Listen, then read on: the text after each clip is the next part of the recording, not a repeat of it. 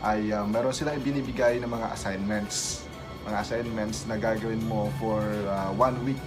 Kumbaga, doon sa mga assignment na yon, doon mo i-apply mga natutunan mo during the training, di ba?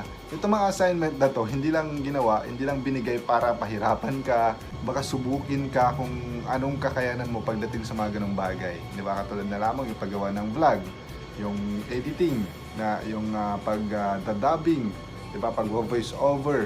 So kumbaga sinusubok ka sa mga ganong larangan o sa mga ganong bagay kung hanggang saan yung kaya mo, 'di ba? Yun yung talagang pinaka main purpose ng pagkakaroon ng assignment, na subukin ka kung hanggang saan yung kaya mong gawin at ano ang kaya mong gawin.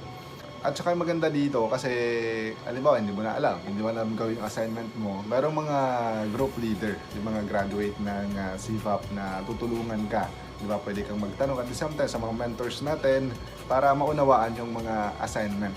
Alam mo yung CFAP, ilalabas ka talaga sa comfort zone mo. Di ba? Katulad ko, pag doon sa trabahong to, boses din talaga yung ginagamit namin sa pagraradyo, sa news reporting. Pero alam mo yung nakastack na lang kasi ako doon, although na nag-voice over din ako na ibang mga commercial, kapag nabibigyan ng pagkakataon